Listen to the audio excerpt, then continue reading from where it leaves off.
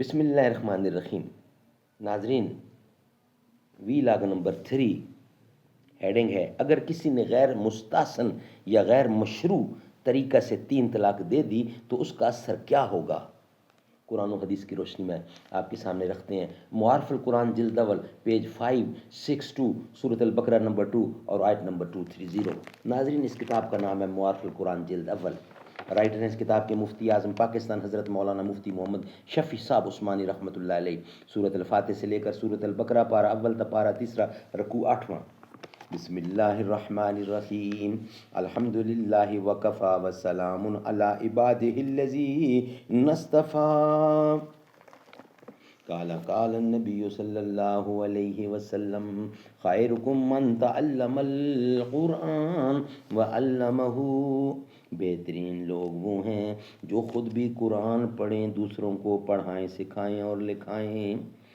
جس کی چمک ہے پیدا، جس کی مہک ہویدا، شبنم کے موتیوں میں، پھولوں کو پہرہن میں۔ جس کی چمک ہے پیدا، جس کی مہک ہویدا، شبنم کے موتیوں میں، پھولوں کو پہرہن میں، پھولوں کے پہرہن میں۔ صحرا کو ہے بسایا جس نے سکوت بن کر، ہنگامہ جس کے دم سے، کاشانہ چمن میں۔ وی لاگ نمبر 3 پیج 562 سورۃ البقرہ نمبر 2 آیت نمبر 230۔ معارف القرآن جلد اول۔ اگر کسی نے غیر مستحسن یا غیر مشروع طریقہ سے 3 طلاق دے دی تو اس کا اثر کیا ہوگا؟ اس کا جواب عقلی اور عرفی طور پر تو یہی ہے کہ کسی فعل کا جرم و گناہ ہونا اس کے مؤثر ہونے میں کہیں بھی مانع نہیں ہوتا۔ قتل ناحق جرم و گناہ ہے، مگر جس کو گولی یا تلوار مار کر قتل کیا گیا ہے وہ تو قتل ہو ہی جاتا ہے۔ اس کی موت تو اس کا انتظار نہیں کرتی کہ یہ گولی جائز طریقے سے ماری گئی یا ناجائز طریقے سے۔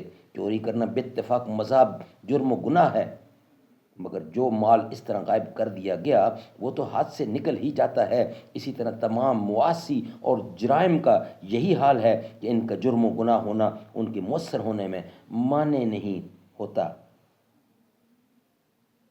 اس اصول کا مقتضا یہی ہے کہ شریعت کی دی ہوئی آسانیوں کو نظر انداز کرنا اور بلا وجہ اپنے سارے اختیارات طلاق کو ختم کر کے 3 طلاق تک پہنچنا اگرچہ رسول اللہ صلی اللہ علیہ وسلم کی ناراضگی کا سبب ہوا، جیسا کہ سابقہ روایات میں لکھا جا چکا ہے، اور اسی لیے جمہور امت کے نزدیک یہ فعل غیر مستحسن اور بعض کے نزدیک ناجائز ہے۔ مگر ان سب باتوں کے باوجود جب کسی نے ایسا اقدام کر لیا تو اس کا وہی اثر ہونا چاہیے جو جائز طلاق کا ہوتا، یعنی 3 طلاق واقع ہو جائیں اور رجعت ہی کا اختیار نہیں، نکاح جدید کا اختیار بھی سلب ہو جائے۔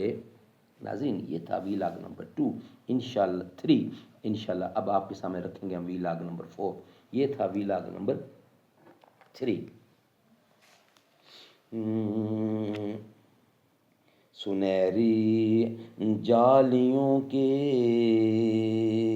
سامنے، سنہری جالیوں کے سامنے، آقا کی خدمت میں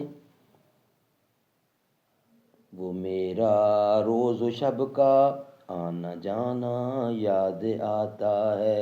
سنہری جالیوں کے سامنے، آقا کی خدمت میں وہ میرا روز و شب کا آنا جانا یاد آتا ہے۔ در اقدس پہ حال دل سنانا یاد آتا ہے، مدینہ یاد آتا ہے۔ مدینے میں جو گزرا ہے، مدینے میں جو گزرا وہ زمانہ یاد آتا ہے۔ خدا کے نور کے جلوے جو دیکھے میں نے طیبہ میں، مجھے رہ رہ کے وہ منظر سہانا یاد آتا ہے۔